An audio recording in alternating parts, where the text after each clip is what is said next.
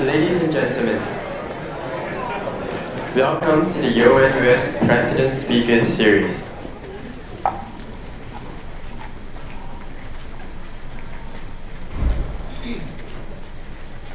I'm Theo, and I will be your MC this evening.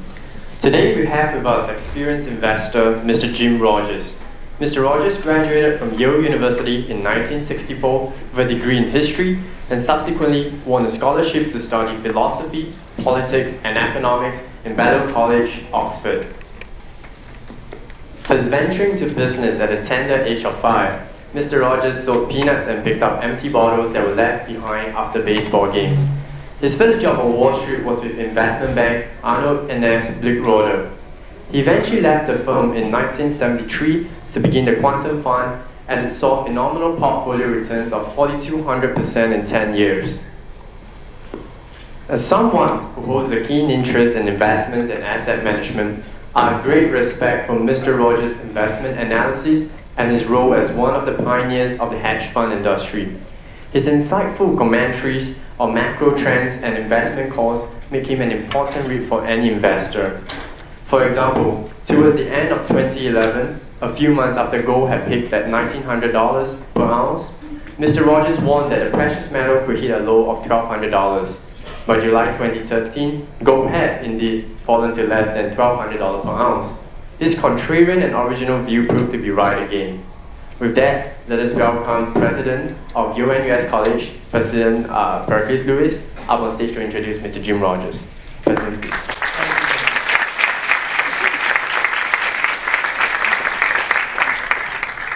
Welcome, ladies and gentlemen. It's a pleasure to welcome Jim Rogers, who is a famous Yaley, as well as being a resident of Singapore and a friend of Yale NUS College, as the fourth speaker in our Yale NUS President Speaker Series. Mr. Rogers has led a fascinating life, setting 3 Guinness World Records, authoring 6 books, traveling around the world twice, once on a motorbike and once in a Mercedes-Benz. He is something of a modern Odysseus. Many cities of men he saw and learned their minds. Our Yale NUS students will know what I'm talking about. And even once he returned from his first trip around the world, to paraphrase Tennyson, he could not rest from travel. This is a man who has enjoyed drinking life to the lees. Before introducing Mr. Rogers, I'd like to share with you some of the insights I've gleaned from his books. First of all, he emphasizes the importance of hard work. He went to Yale on a scholarship, and coming from rural Alabama in the early 1960s, he felt that he was at a disadvantage compared to many students who had gone to fancy private schools, but his hard work helped him to succeed at Yale. He went on to Oxford, where he made his first Guinness World Record by coxing in 2 important rowing victories for Balliol College. That's like the dragon boat. At Yale, he had studied history. At Oxford, he studied philosophy, politics, and economics. And one of the things he emphasizes in many of his books, notably in A Gift to My Children, which consists of advice for young people, and especially for his daughters, Happy and Bee, who are here, is the importance of studying philosophy, history, and languages, especially Chinese and English, in order to understand the world better, a message that relates well to our ambitions here at Yale NUS. After a very successful, as Taekyuk has said, but relatively short career on Wall Street, Mr. Rogers retired at the age of 37, which sounds nice. He taught finance at Columbia University's Business School, had successful television shows, and then set out on the first of his 2 round-the-world trips, each of which resulted in another Guinness World Record. He took the first of these trips around the world right at the end of the Cold War in 1990, traveling across Siberia, across big stretches of China with no road signs. And the second was completed just after September 11, 2001. Jim is a true student of history and world events, so the books that he wrote about his travels are incredibly informative, not just about investments, but also about the economics and politics of the many societies he visited. The 2 books together give wonderful snapshots of how much and how quickly the world was changing in the last decade of the 20th century. I've particularly enjoyed reading Mr. Rogers' interpretations of Singapore over the years. He was impressed when he visited during the trip that is chronicled in Adventure Capitalist, and that he's going to speak to us a little bit about today. And subsequently, he and his family moved here. In his most recent book, Street Smarts, he gives a thorough account of the many excellent features of Singapore's social system, and he also expresses some candid opinions about how to make Singapore even better. I imagine that he will share some of those views with us today. I think we're very fortunate to have Jim Rogers here in Singapore and here at Yale NUS College, and it is my honor to welcome him today to speak on the topic, How I See the World and What I Am Doing About It. Please join me in welcoming Jim Rogers.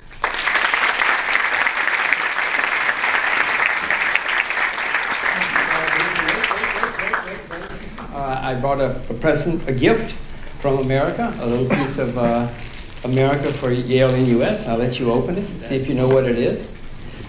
I can slightly get from the wrapping. You can't tell from the wrapping? A genuine Yale NUS Louisville Slugger. Right.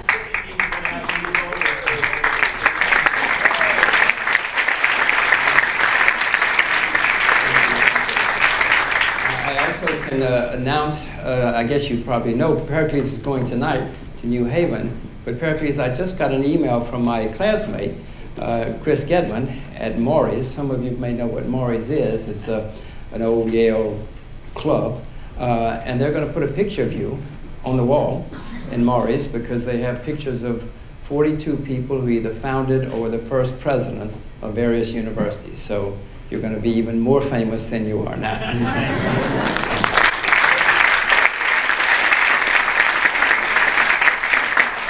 I'm certainly delighted to be here. I'm very flattered to be here. I'm pleased to be here. Yes, I did move to Singapore. My wife and first child, we moved here in 2007 because we decided this is the best place for us to live in the world for a variety of reasons. One of the reasons is I wanted my children to grow up speaking Mandarin, and we tried those cities in China, but they're so filthy, they're so polluted, that we couldn't bring ourselves to move there, and we kept looking at Singapore. And Singapore is great in many ways, including that in Singapore people speak English and people speak Mandarin. We didn't know people spoke bad English and bad Mandarin when we came here. But now there are many people who speak good English and good Mandarin. Don't get me wrong. I don't want you all rushing out to the Straits Times saying, "Do you know what Jim Rogers said about Singapore?" You know, many people speak great English and great Mandarin. So we're very, very pleased to be here. My wife, she was my fiance then, Paige Parker, and I set out around the world. We spent 3 years going around the world. We drove 245,000 kilometers through 116 countries, as you can see. And we did get into the Guinness Book of World Records because I'm the first hedge fund manager to ever drive around the world. So for me, it was easy to get into the Guinness Book of Records. Paige and I started in Iceland. I got it backwards. We started in Iceland, we drove through Europe, Turkey, China, Korea, Japan, back across Siberia, into Mongolia, across Russia, all around Europe, 32 countries in Africa, Southeast Asia, Australia, New Zealand, down to the tip of South America, up through Central America, up to Alaska, back down to the southern part of the US, and back to New York. That was 245,000 kilometers. It was 116 countries. It was 3 years on the road. So you can imagine we were a bit tired when we got home. So we stopped to rest. Well, one result of resting for a while is we now have a baby girl. Now, I want you all to know, I had never had a child before. I used to think children were a terrible waste of time, energy, money. I was never going to be so foolish as to have a child. I used to feel sorry for all of you who had children. What a sap. How could anybody be so foolish? Well, I want you to know I was totally 100% wrong about that. Absolutely wrong about it. This little girl is so much fun for me. I cannot get enough of her. 24 hours a day, 7 days a week. I mean, it's just absolute pure ecstasy for me. Now, if there are any of you grown-ups who haven't done it, I urge you to get home and get on with it. I'm telling you, it is a lot of fun. Take a day off. Now, this is not for the students, this is for the grown-ups. You take a day off if you have to. I mean, well, maybe you shouldn't take a day off these days. These are perilous times. But go home for lunch. You know, have a lunch hour. It's a lot of fun. Any advice I give you today, by the way, I'm doing with myself. This is not just free advice. I'm living my life the way I'm going to talk to you all about living your lives. So when I say go home and have a kid, we went home for lunch one day. We went home for lunch one day. And we have another one. So again, I live with my own advice. I'm here partly because of that. And as I say, one of the things I tell people in the West is that you must teach your children and grandchildren Mandarin, because Mandarin is going to be the most important language in their lifetime. The 19th century was the century of the UK, the 20th century was the century of the US, the 21st century is going to be the century of China, whether we like it or not.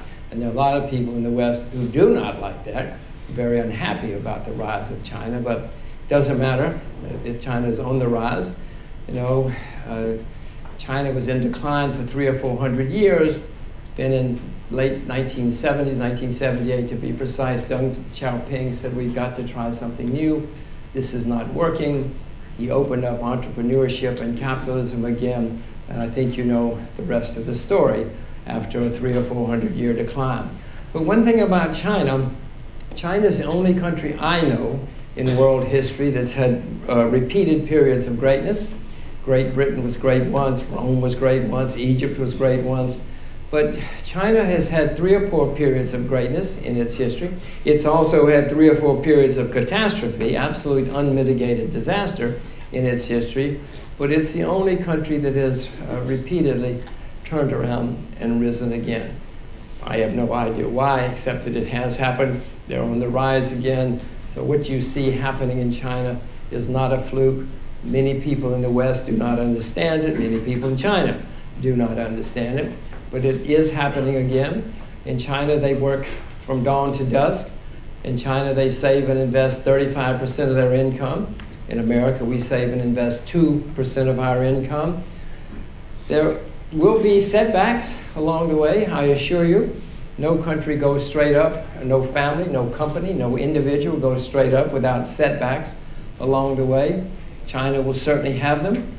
In America in the 19th century, we had a civil war, we had 15 depressions, we had a horrible, very few human rights, we had very little rule of law. In America in the 19th century, you could buy and sell Congress, you could still buy and sell congressmen, but in the 19th century they were cheap. You know, you could buy 3 or 4 for the price of 1. So I tell everybody to teach your children and grandchildren Mandarin. We have moved to Singapore, as I said, for that reason, and at this point, I will bring up my little girls up here, and they will show you a little bit about what they can do in Singapore.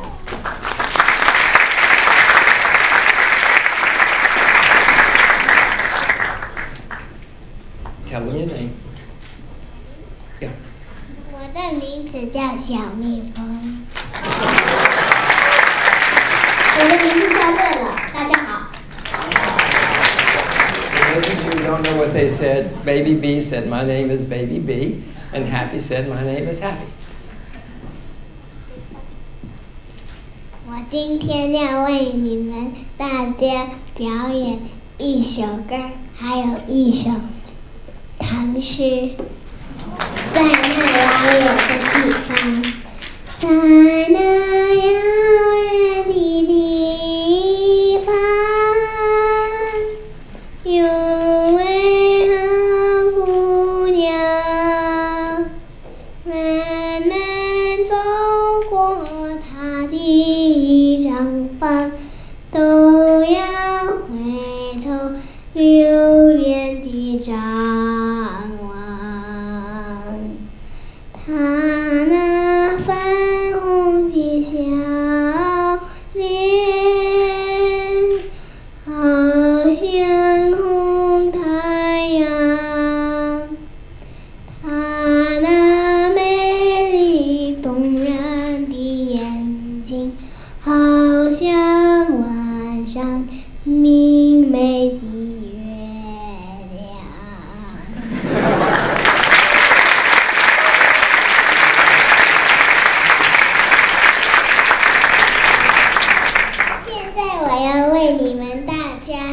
表演一首诗，静夜思，床前明月光，疑是地上霜。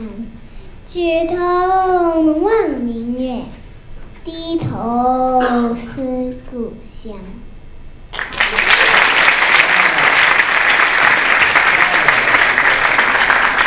谢谢大家。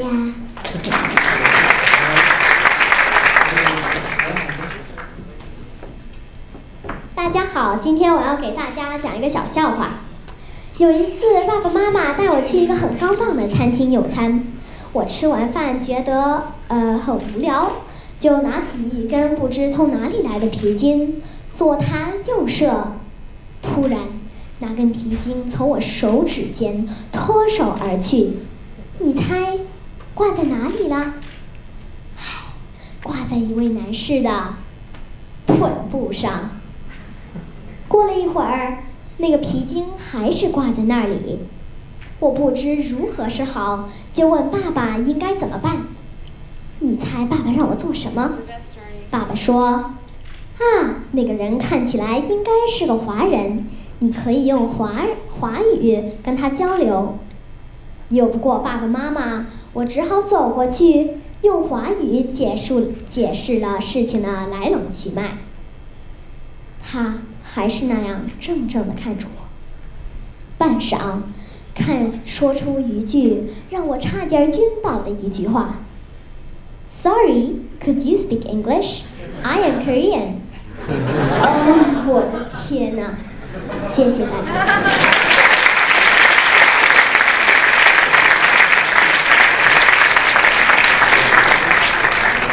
So, as you can see, we take our own advice in the Rogers family.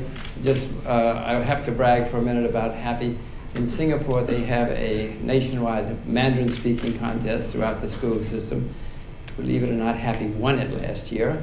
Now, if you'd seen a movie with a blue-eyed child being the best Mandarin speaker in a Chinese nation, you would have walked out. You would have said, come on, this is garbage. Not only did she win it last year, she won it again this year. So it is true.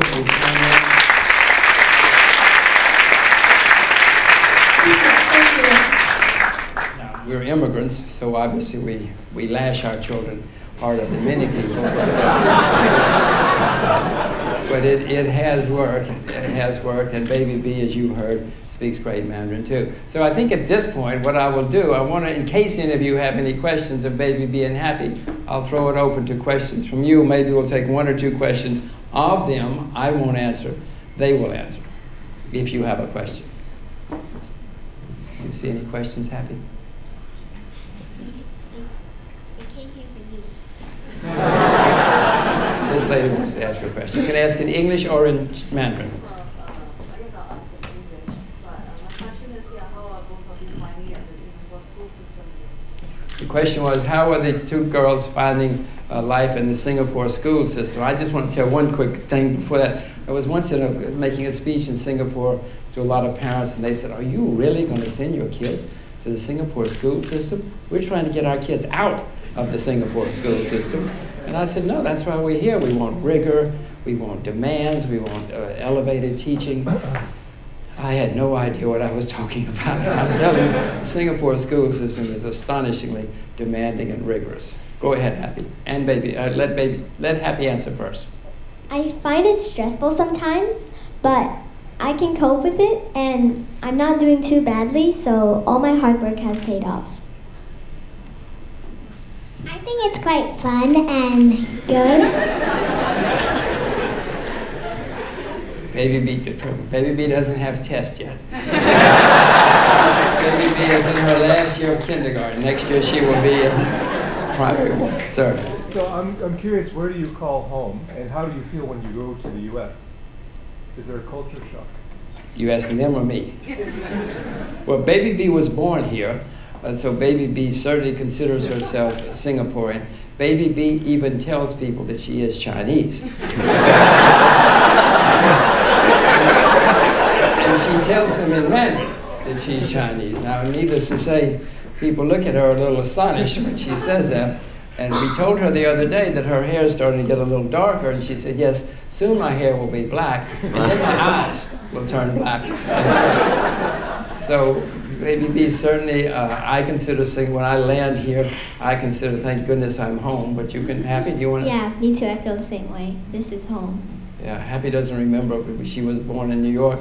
She doesn't remember, we came here when she was 4. She doesn't remember much of it. I don't either. Of course, I don't remember what I had for breakfast this morning either. Yes? Can you two communicate together and say things and have your parents not understand? Yes. I won't ask Yes. Listen, when they're 15, I'm not going to understand what they're saying in any language. But certainly I do not understand their Mandarin. Well, Happy, Baby, they have to go home and study. You know, the Singapore school system calls. So, all right, thank you, Happy. Thank you, Baby.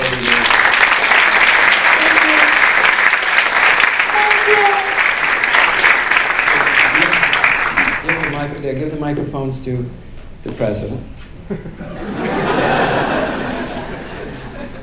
So they will go home to study and get ready for school tomorrow. What I'm going to do now, I'm just going to show you a quick video of what it's like to go around the world. There was a study done recently, and the #1 dream, not everybody's #1 dream, obviously, but the dream which comes out on top in the surveys worldwide is to chuck it all, get in the car, and take off around the world, or the motorcycle, and take off around the world.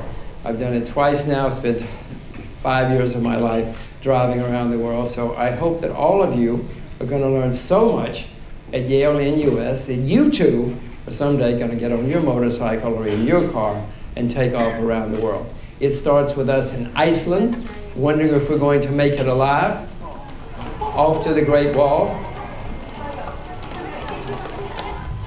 We did get married on the trip. Here we are cutting our cake. And this is our honeymoon. One of the many camels we ran into out there. We went through 15 war zones. These guys were not very friendly at first, but if you look in the upper right-hand corner, you'll see a familiar face. One of many markets we visited. This is one of many, many bad roads. A sad time. We went to an AIDS orphanage down in South Africa. We went to visit King Tut. Whenever we could, we stopped at schools because I'm very keen on education. That's one reason I'm here. Everybody always wanted to have their pictures made. Myanmar, which used to be called Burma, one of many roadside stands where we ate and drank. This is Iguazu Falls down in South America.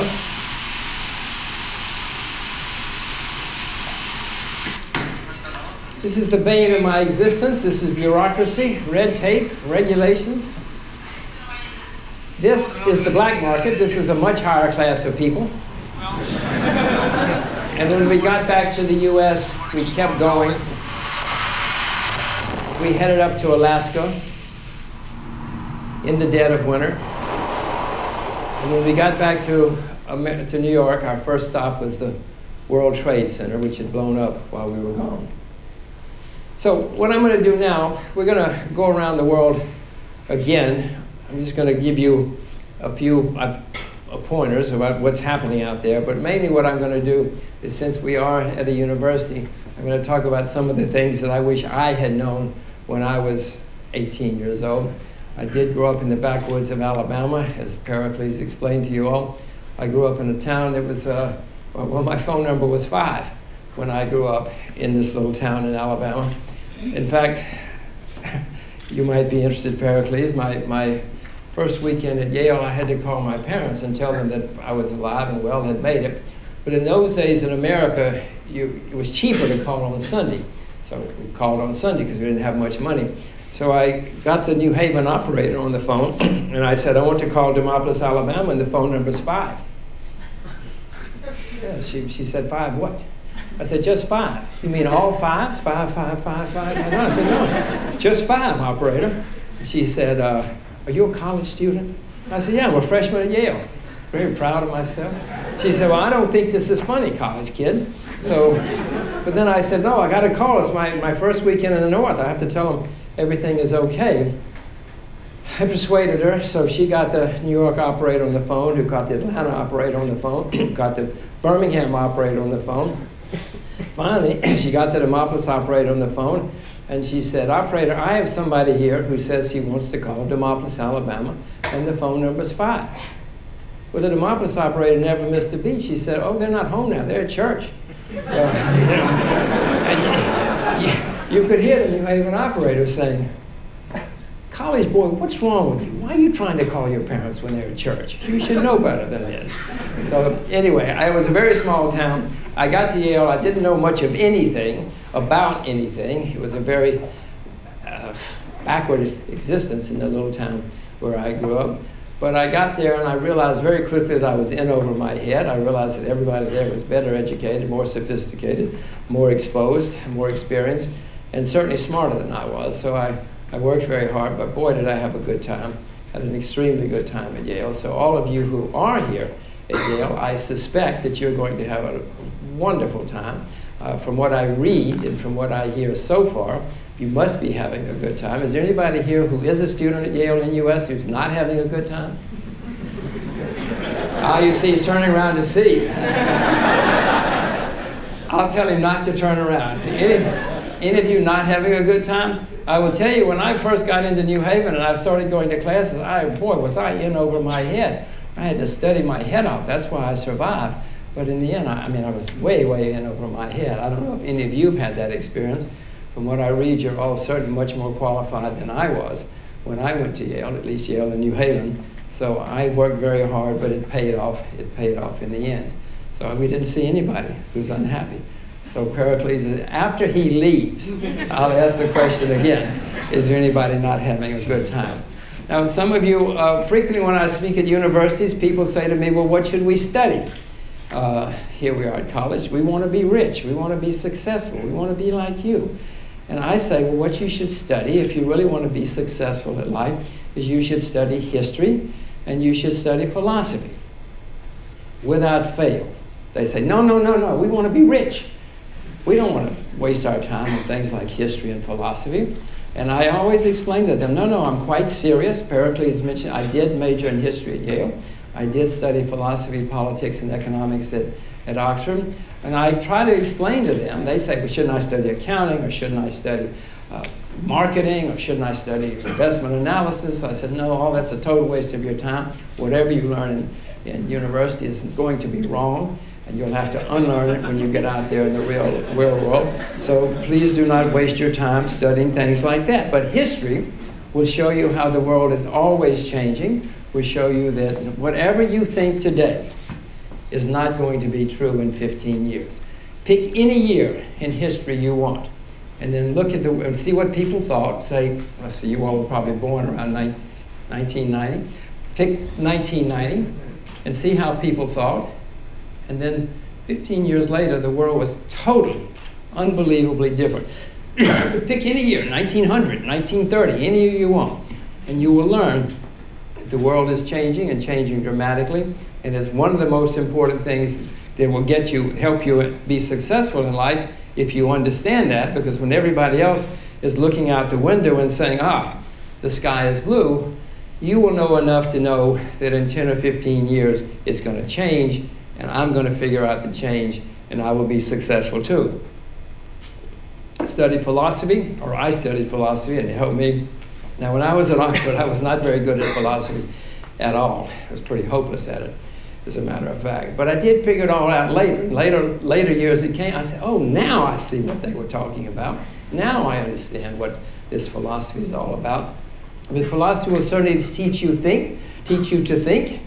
It will teach you to think like most of your peers will not. Most people, unfortunately, in life do not think for themselves. They certainly don't think at all, much less for themselves. But if you study philosophy, you will understand that the world is not as it seems, and that things around that corner are different. I can remember the first time I went to my philosophy don, and he said something about, well, the sun comes up. I said something like, well, the sun comes up in the east. He said, how do you know? I thought he was a damn fool. I'm sure he thought I was a damn fool. And he was probably right, that I was the one who didn't have a clue. But they certainly taught me how to think a great deal. So I hope you will study philosophy. I hope you will study history. But more important than that is that you study whatever your passions are. The people in life who are most successful are the people who figure out their passions, and many people never do, but figure out your passions and then pursue them. Study whatever you think is wonderful. And I mean, if your passion is to study gardening, I assure you, your professors are going to say, you didn't come to Yale to study gardening. And your parents are going to say, oh my God, what have we done? We didn't send you to Yale in the US to study gardening. It's expensive. And all of your classmates are going to laugh and ridicule you and say, what is wrong with you being so interested in gardening? But someday, you're going to be so happy. You're never going to go to work. You're going to wake up every morning. You can hardly wait to get going to your gardening because you're having so much fun. And someday, you're going to be the gardener at Buckingham Palace. And someday you're going to have a chain of garden shops all throughout Asia. Your stock is going to be listed on the New York Stock Exchange. And your parents are going to say, we knew you would be a good gardener. Remember how we used to give you seeds? And Pericles is going to say, we encouraged you. Remember how we tried to give you a rounded education and show you plants and trees and things like that? And your peers are all going to call you and say, gosh, we need a job, you know. We didn't pursue our passions, we did something else. Now we're investment bankers, so we don't have a job. So can we please come to work for you in your garden shop? So figure out your passions, pursue them no matter what they are. I had no clue when I was a senior at Yale. When I was a senior at Yale, I was going to go to law school and medical school and business school. I was obviously a confused young man, had no clue. Quite by chance, I stumbled onto Wall Street. Before that, I knew nothing about I knew it was in New York. I knew something bad had happened in 1929, but I didn't know there was a difference in a stock and a bond. When I stumbled onto Wall Street, I happened to like the guy, so I took a summer job.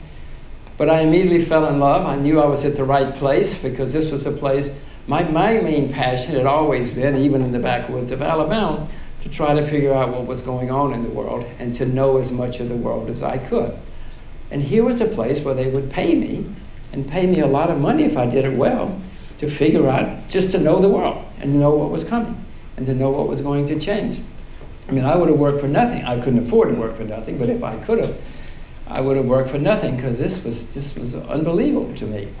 So if you can find that place, that profession, that pursuit, whatever it is, I urge you to do so. Now, most of you are too young now to probably know yourselves. Some of you may be lucky enough to know yourselves, but work at it.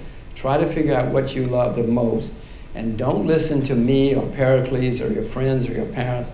Figure it out for yourself, what you yourself love, and then you will be extremely happy and successful.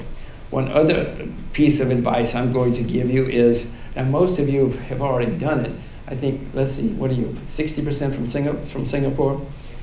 Well, those of you who are from Singapore, a strong piece of advice I give you, but I give this to, no matter where I'm speaking, I urge you to get out of here for a while. It's extremely important that at least in my view, it's extremely important that everybody spend time outside of their own country, whatever it is.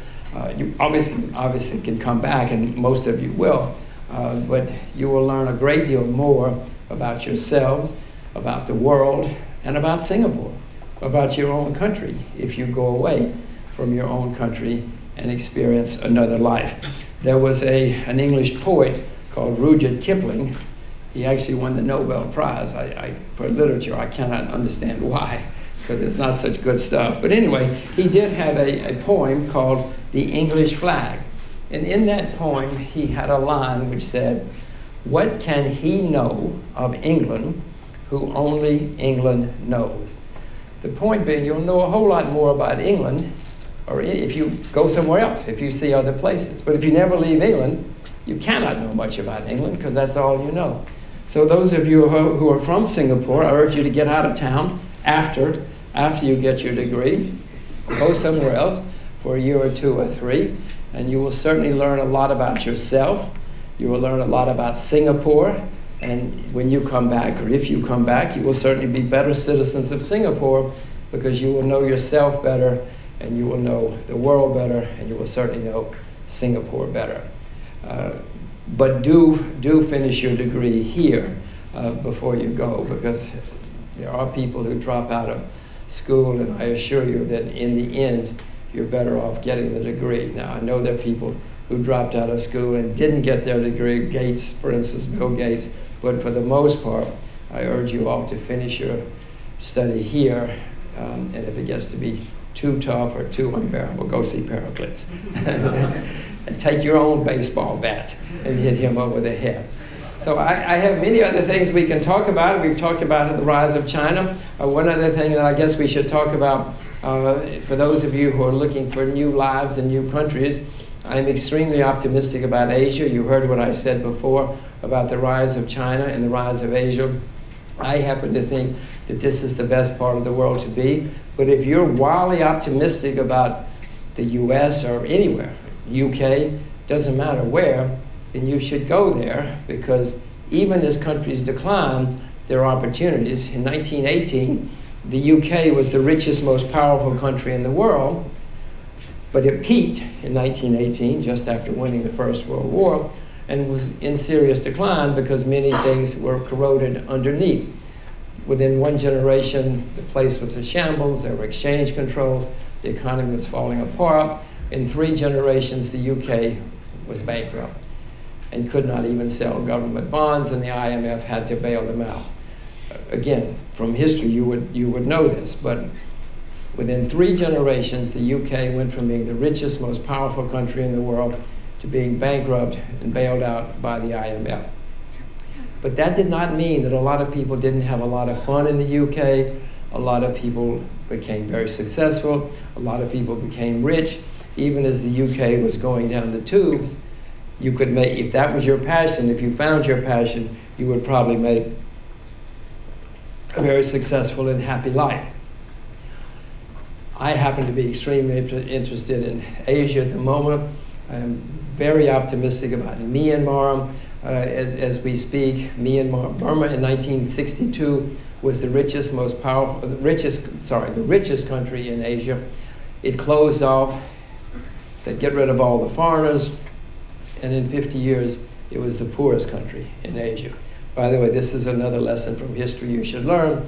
I have read enough history to know that every country in world history that has closed itself off and thrown out foreigners has gone into serious decline.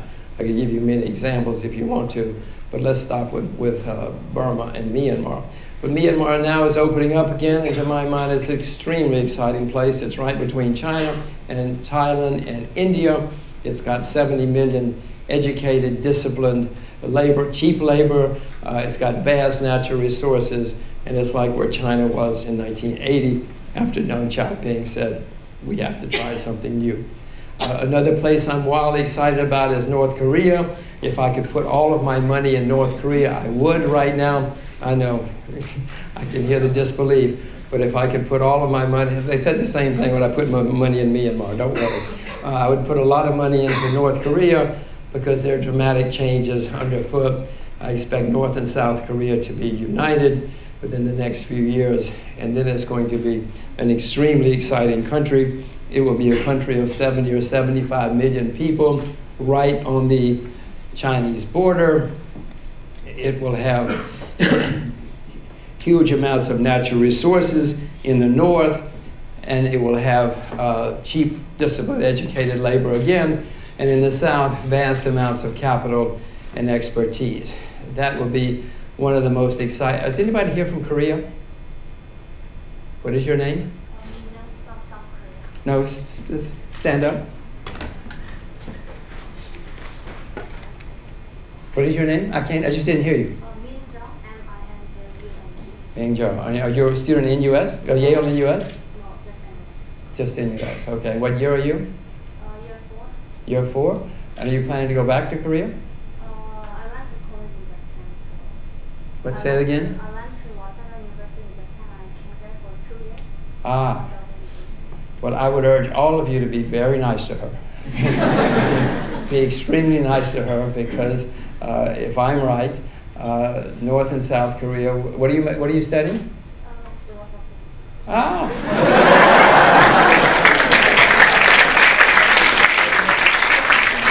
Is this a setup? Okay, thank you. Gosh, wow. What year were you born? Seoul. No, what year? 1 year, 1990. 1990. That's what I said. Well, very good. You're at the right place at the right time. I expect that that country will be one of the most exciting countries in the world once they're united, because I told you its strength and its assets, and they're right there on the Chinese border. And the Chinese, by the way, the Chinese are pouring huge amounts of money into North Korea now, and so are the Russians as well. They're also neighbor with Russia for a few kilometers. The countries that are most against it, of course, are Japan, because Japan will not be able to compete with that nation. Japan has already got serious demographic problems and serious debt problems. It's already in decline, and it's going to get worse. So they certainly do not want Korea to combine, because they know it will be a huge competitor. And so America, you get a lot of horrible propaganda coming out of America and Japan, much of which is false. And by the way, there is a huge shortage of females developing in South Korea. You were born in 1990. For those of you, so you're 23 years old. For those of you who don't know, and this is true throughout Asia, another major trend you should know about, because some of you will capitalize on it. In South Korea right now, for every 125-year-old females, there are 120 25-year-old males. And in China last year, there were 100 girls born for every 119 boys that were born. In parts of the Punjab in India, they cannot find wives. There's a lot of kidnapping going on in Central Asia now, because people cannot find wives, because there's a huge shortage of females developing in Asia. This happened in Europe 1,000 years ago. Huge shortage of females developed, and so the status of women went from here to here. And in those days in Europe, boys' families paid the dowries to the girls' families. It's quite the opposite of what happens in Asia now, because there was a shortage of females. Females went on to run city-states, they went on to run many companies. The status of women went through the roof. So the status of women, too, is another staggering change, which is in the process of happening. One of the best things you can do is to be an 18-year-old Korean girl. Too late for me, but for some of you, this lady, Ming, is in a great position, because I assure you, Mao Zedong said that women hold up half the sky. It wasn't true, certainly not in those days. Women have been down here in Asia for a long time, but their status is going like this because of this huge shortage which is developing. And I assure you, I tell all of you guys, you better be nice to the Asian women, because if you're not, they don't need you. You're gone. If you're an employer, they can go somewhere else. You think you can beat up on women again in Asia. Forget it. I don't know if Ming knows it yet, but I'm telling you, the status of women is going to go through the roof. That's why I had girls, by the way. I knew that there's that. I'm going to get not 50 camels, I'll get 100 camels for each one of them going forward in life. So you're at the right place at the right time. Very exciting things are going to be happening in North Korea and South Korea going forward. Just one other thing I want to say to all of you, because I know that many of you are probably keen to get your degrees, major in economics, you don't have business as a major, do you? Good, very good. Major in economics or something, and then go and get an MBA. I want you to tell you that's, in my view, now, if you love it and you're totally passionate about it, then you should do it. You should get there as fast as you can.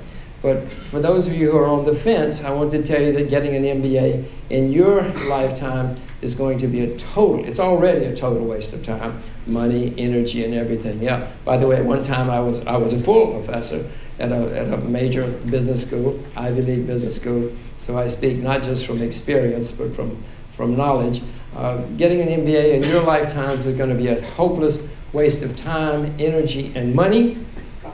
And before you get up and walk out of the room, let me tell you why.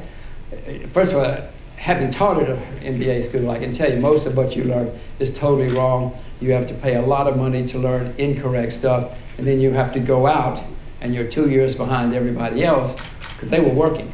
First of all, it costs you a lot of money to fall 2 years behind everybody else, but it's going to take you more time because you have to unlearn the stuff you learned in business school. So you're going to be in a real bind. But I will tell you that, you know, throughout history, we've had long periods when the financial types were in charge, followed by long periods when the producers of real goods were in charge, the farmers, the lumberjacks, the miners, then followed again by long periods when the financial types were in charge again. Well, we had 30 years when the financial types were disaster, the 50s, 60s, and 70s. When I was at Oxford, I went to Oxford, as Pericles said. When I was at Oxford, my professors used to say to me, "What is wrong with you? Why are you so interested in the stock market? The stock market is totally irrelevant. It has nothing to do with the English economy, much less the world economy. You're wasting our time and yours." I said, okay, but I did it anyway because I was passionate about it and loved it. Now, every kid at Oxford wants to start a hedge fund in her dorm room. You know, everybody wants to go to Wall Street or the City of London because we had the 80s, 90s, you know, we had 30 years where Wall Street, everybody wanted to have a hedge fund and get an MBA. In 1958, America graduated 5,000 MBAs. The rest of the world graduated none. Last year, America graduated 200,000 MBAs, and the rest of the world graduated tens of thousands more. So there's massive competition in finance and MBAs. Also, financial firms are very, very, very leveraged now. In the old days, nobody had any leverage. No brokers, no investment banks, nobody had much leverage because they were all partnerships and nobody would dare to take on big loans. And of course, now governments around the world are very down on financial types. Every time you turn around, they're putting new taxes, new controls, new regulations on bankers, brokers, financial types, because nobody likes investment bankers at the government level or the voting level now. So what more do you need to know? You're at the wrong place at the wrong time. Now, if you want something to do and you're confused, then I happen to be extremely bullish on farming and agriculture. Those of you from Singapore, there's not much farming in Singapore, as you know. But agriculture is going to be one of the most exciting businesses of the next 20 or 30 years, in my view. More people in America, well, let me go back. Agriculture has been a horrible business for 30 years, terrible business. It's been so bad in the last decade or so, we have consumed more than we have produced. Now, when you consume more than you produce, you have to take it out of inventory, so inventories are very low, at historic lows now.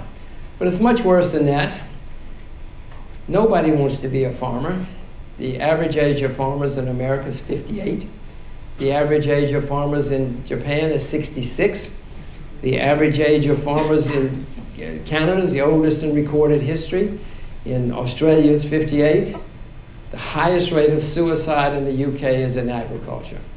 Millions of Indian farmers have committed suicide in the last, or maybe a few million in the last decade or 2 decades, because agriculture has been a horrible business.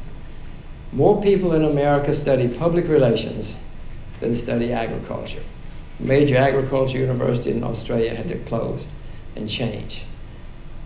What more do you need to know? Look around you. All these guys and women are going to be MBAs. Does anybody in this room want to be a farmer? Two smart guys. Where are you from? Singapore, Hungary. Singapore, well, you should go to Hungary. Don't do it in Singapore. Hungary has vast flatlands that have been great agricultural lands for centuries. So only 3? Okay, what more do you need to know? Do any of you know a farmer? So 6 of you know farmers. Okay, well, what? How many of you know investment bankers? How many of you are investment bankers? Don't raise your hand. I don't want to embarrass you. I want to keep it a secret. You can keep it a secret. I mean, what more do you need to know? Now, don't do it if you don't love farming, if you don't love going outside and planting and growing and being with nature and all of that sort of stuff. But if you do, don't do it because I say do it, but I'm telling you, it's going to be one of the most wonderful places in the world. Did you teach agriculture? But we teach environmental studies and forestry. I mean, don't try to pull that off of me. I mean, I'm only a Yale graduate, but I'm smarter than that. I'm smart enough to know that that's not agriculture, I assure you. So if in the environmental studies and forestry studies, there's anybody who will teach you how to plant a seed, maybe you should think about taking that course. Or any of you know how to drive a tractor? So 2 people in the whole room, 3 people out of a couple, and only 3 know how to. What more do you need to know? I mean, if I weren't so lazy, I would go and become a farmer. Anyway, that's my advice for some of the things I wish I had known when I was 18 years old. One other thing I have to tell you, it's very important. I told you all about the shortage of women, which is developing worldwide, and that the status of women is going to change dramatically. We better be very nice to them. Another thing, and I did write a book called A Gift to My Children, where I give advice to my daughters, and I try to teach them to be very skeptical, to think for themselves. I told you about studying philosophy before. I've tried to say be skeptical of everything you read, because most of it is just propaganda or garbage or somebody's axe to grind. So be very skeptical. Read from 4 or 5, or go on the internet from 4 or 5 different sources, because whatever you're getting from any single source is probably not the accurate knowledge that you need. So be skeptical, be curious, and be very beware of the boys. Because I know, and so one of the messages I want to give you who are females, be very wary of the boys. I'm trying to teach my girls, the boys need you more than you need them, I assure you. They will tell you differently. They will give you such a good story. Oh my gosh, you can't believe some of the stories you will get. But remember, think for yourself, be skeptical, and beware of the boys, because they need you more than you need them. And I'm trying to teach my girls that, so I hope I can teach all of you the same thing. So I think on that habit, is there anything else I should talk about, Paige? This is my wife, Paige.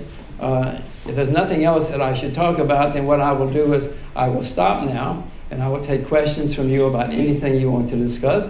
We can talk about honeymoon spots or adventure spots.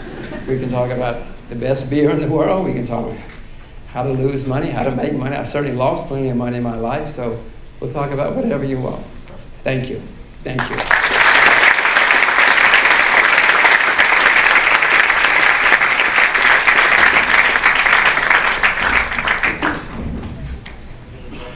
Yeah, let me just get a little wetness in my throat.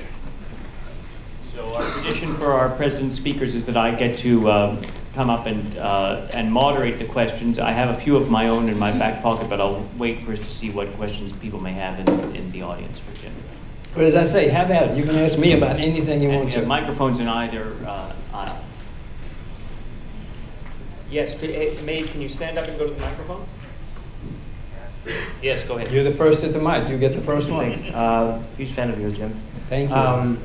What was going through your head when you decided to retire in your 30s?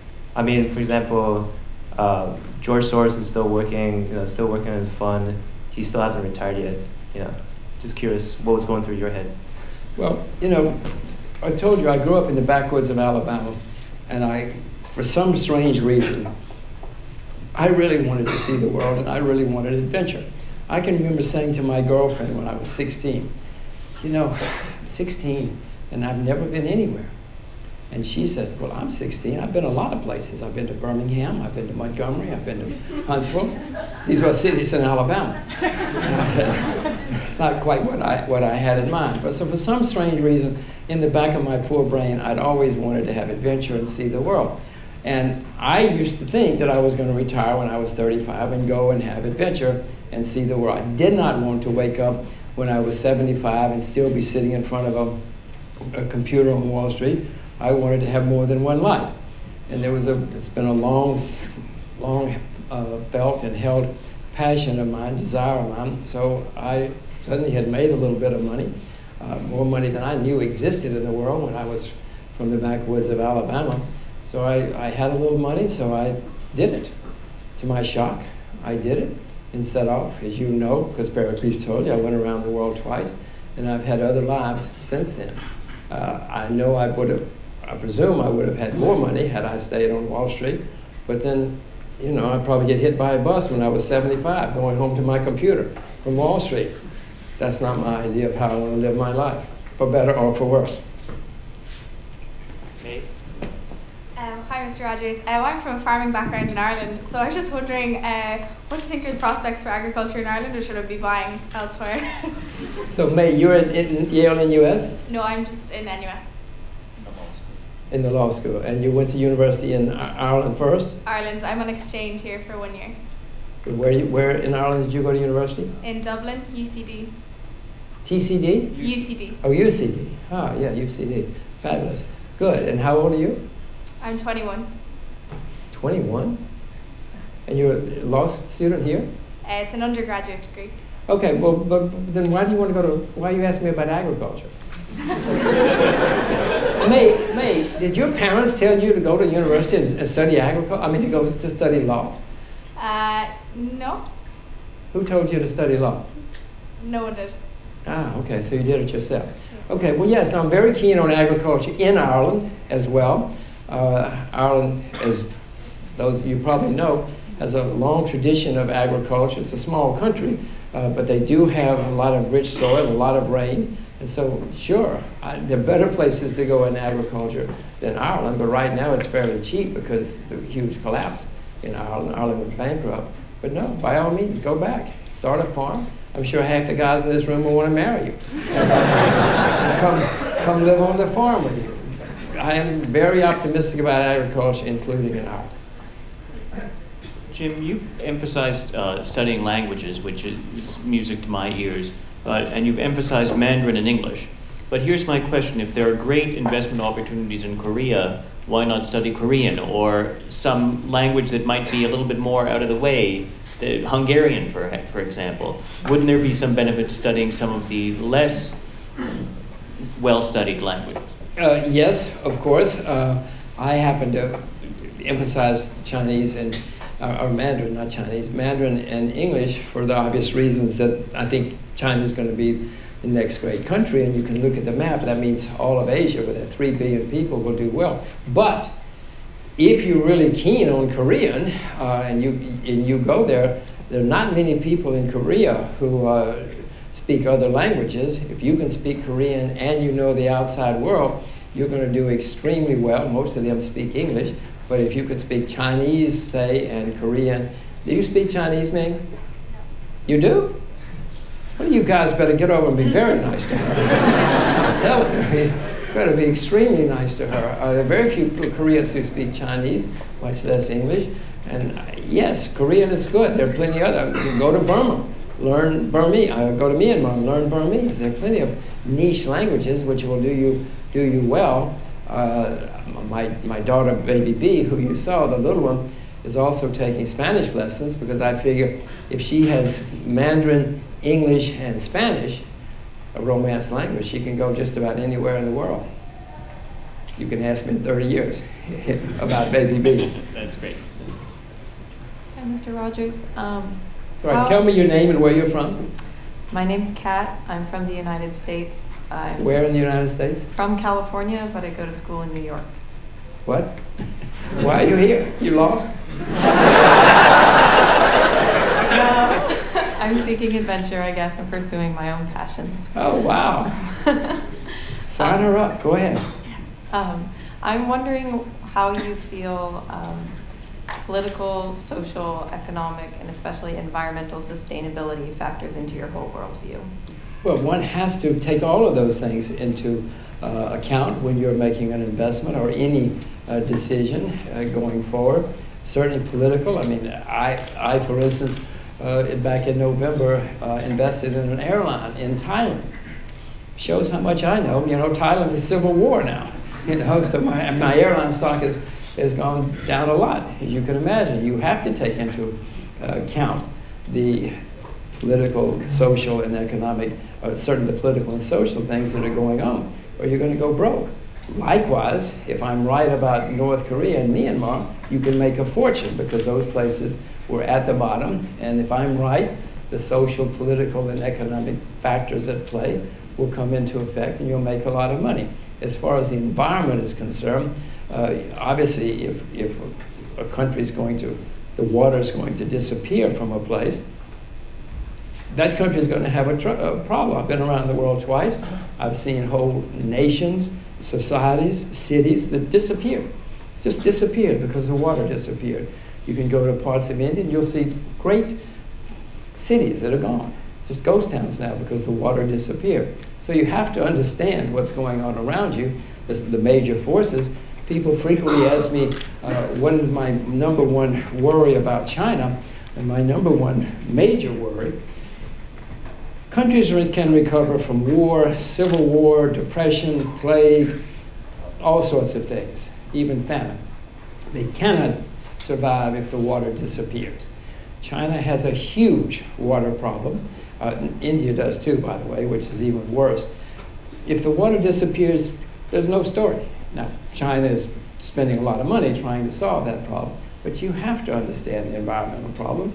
I told you before, one reason I don't live in China is because it's filthy. I mean, at the moment I can live anywhere I want.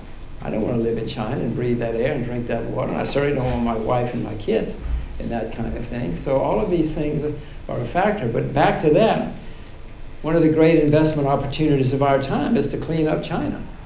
Somebody's going to make a fortune cleaning up China because it's such a filthy, filthy place. So if you're interested in the environment, maybe you can take Pericles' environmental courses and go to China and clean up China. Are you in school in NUS? I'm here on exchange at NUS. From where? From Cornell University. Oh, from Cornell. Oh, see, she's an Ivy League. Okay, thank you very, very much. Ag school. So I'm going to ask for a few questions and then have Mr. Rogers respond to a few in a group because we're running a little short on time. So first at this mic.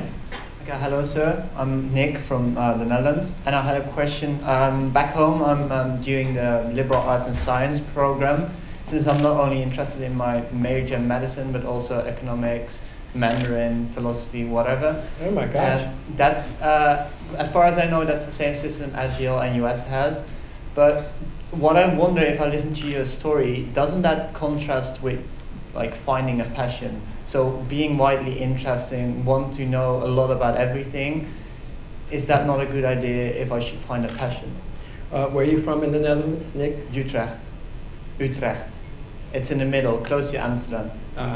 Okay. Well, the beauty of Yale, for me, and even more than Oxford, was that it exposed me to a lot of stuff.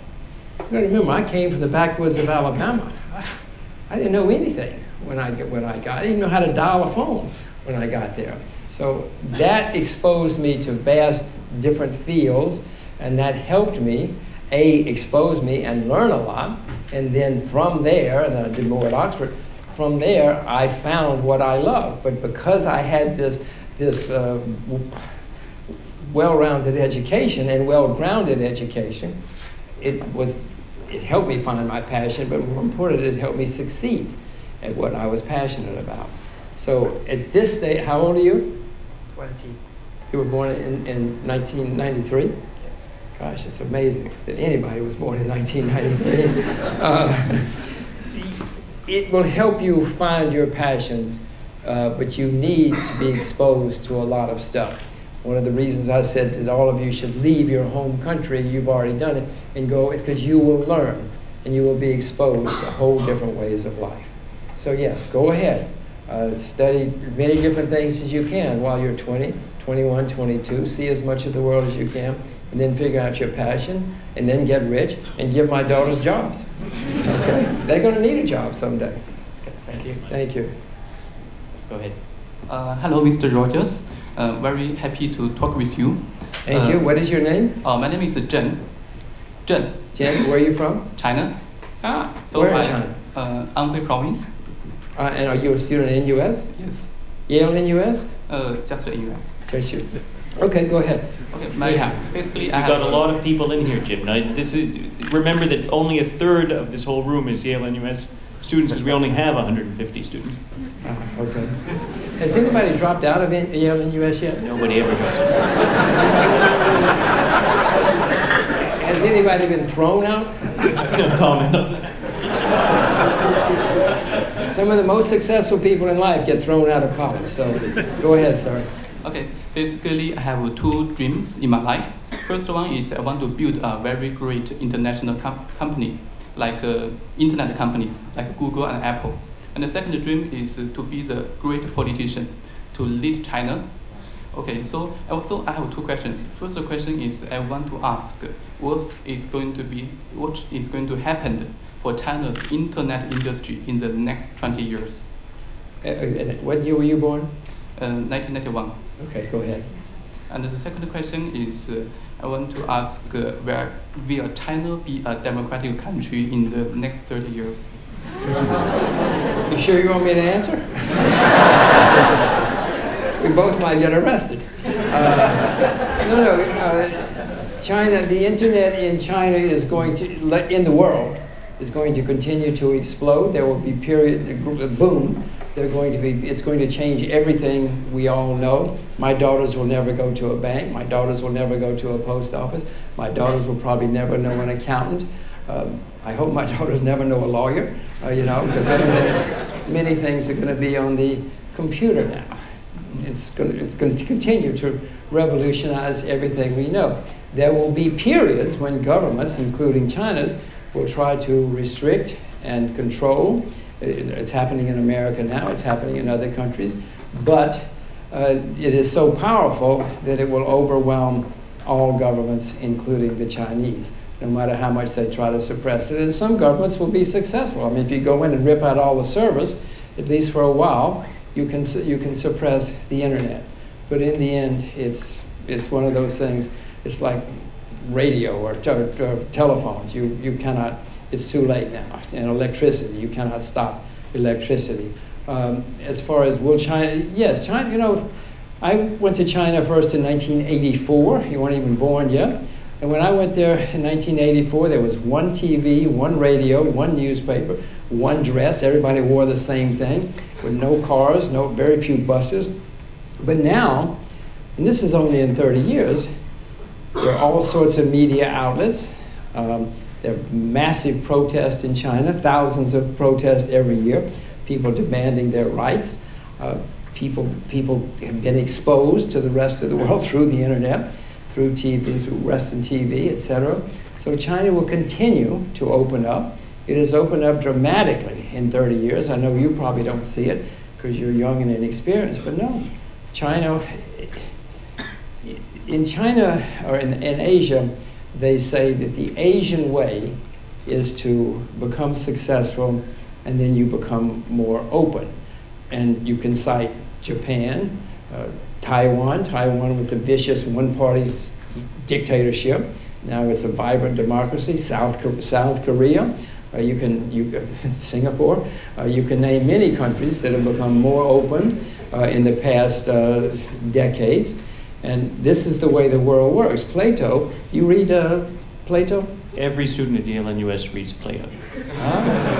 This is true, Jim. I'm not making because his name is Pericles. Plato in the Republic said that the way societies develop, they go from dictatorship to oligarchy to democracy to chaos and then back to dictatorship. And that's the way things open up. I don't know if the Asians have read Plato. I doubt if they have. but it seems to be working that way in Asia as well. So go back, do it.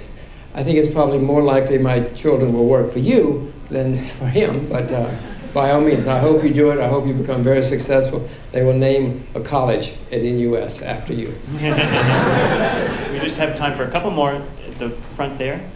Thank you, Mr. Roger. I have two questions. Okay, what is your name? What is your name? Minjung. Linda? Minjung. Minjung, and where are you from?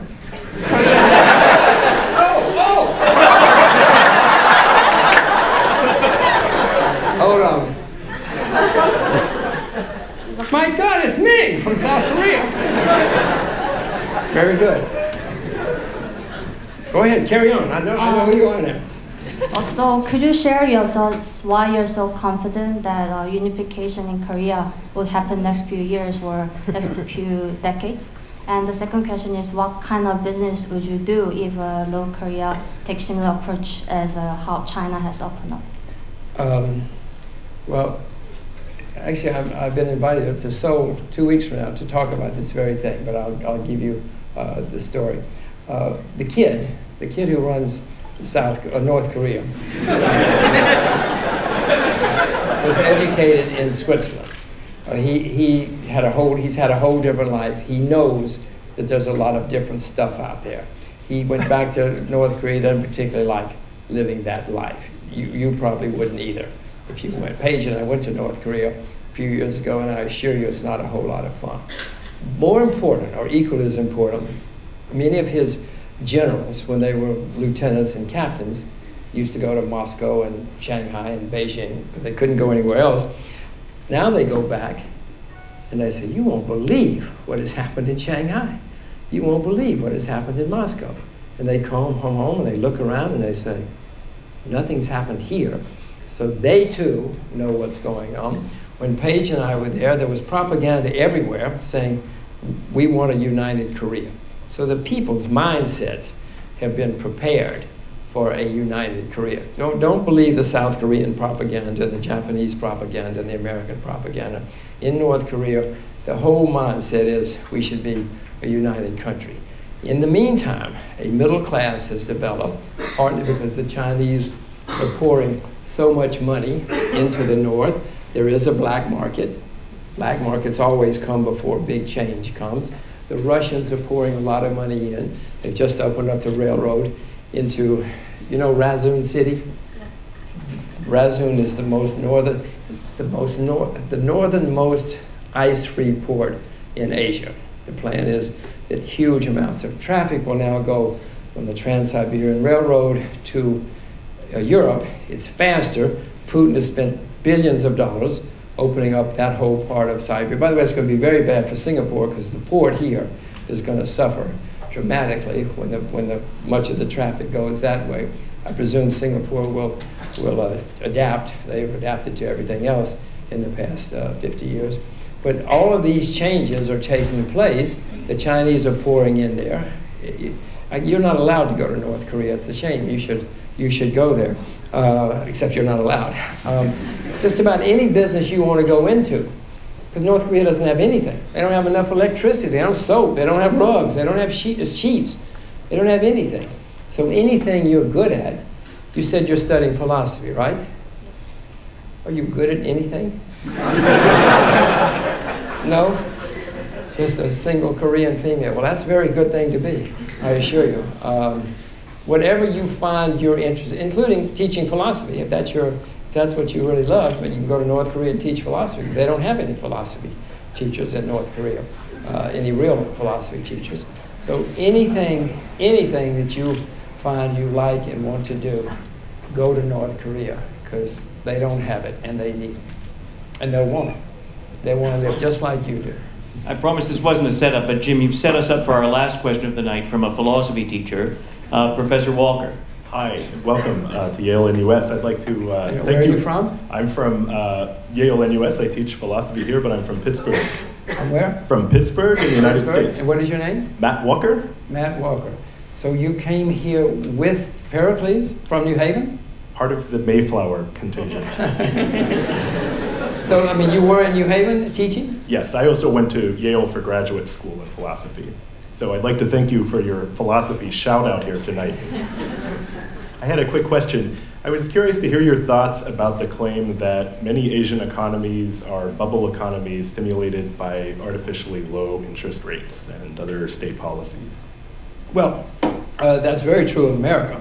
America, if anybody is being artificially inflated right now, it's the U.S., but it's not just the U.S., it's everybody.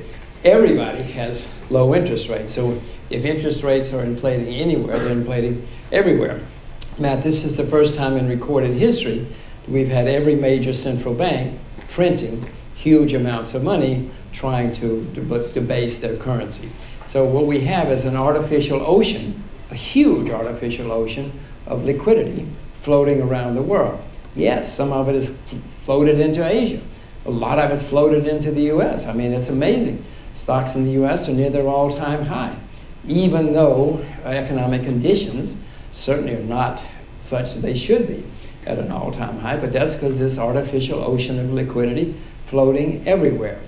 There are certainly bubbles in the world. American tertiary education is a bubble, if you ask me. I won't get into that.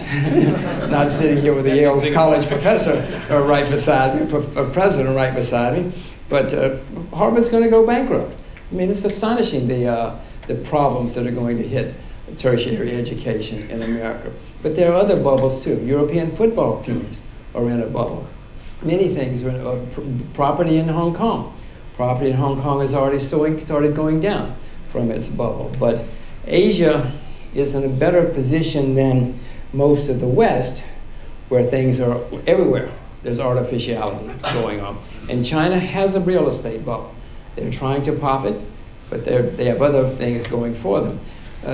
The largest, go back, in the 1920s and 30s, the world moved from the UK to the US, exacerbated by a financial crisis and mistakes made by politicians. Well, the same thing is happening now. The world is moving from the US to Asia, exacerbated by a financial crisis and mistakes made by politicians. The largest creditor nations in the world now are China, Korea, Japan, Hong Kong, Singapore, Taiwan. Did I mention Taiwan? Taiwan. I mean, those are the largest creditor nations in the world. Even Russia is a large, huge creditor nation now. America is the largest debtor nation in the history of the world. In the entire history of the world, no nation has ever been as deep in debt as the United States is, right? And the debt's going higher and higher. And you know where the other debtors are. So, yeah, there is a huge artificiality in the world. Some of it is in Asia, but it's everywhere. And when that artificial sea of liquidity starts drying up, everybody's going to suffer, including Asia. But I had rather be with the creditors and the dynamic people on the rise than with the debtors at a time like that. So be careful. Don't. If you have any renminbi, by any chance, you know what renminbi are. You're a philosopher. You may not know. You may not care. Chinese currency. What? China's currency. Oh yeah, go ahead. It's a very good philosopher. Do you know him, Ming? I'm so stunned that there are two philosophers in the room. Well, renminbi is the Chinese currency. If you have any, don't sell it. And be nice to the Asians. Okay. Thanks so much, Jim. I think Taekyu would like to say a few words to the audience. All right, we have unfortunately come to the end of the President Speakers series. Thank you, Mr. Jim Rogers, for an insightful and entertaining talk. For those early birds who have a book voucher in your hand, you may come to redeem your book at the front. About here, we have set up a counter here for you to have a book. Other than that, there's nothing else. Thank you for your time. Have a good evening.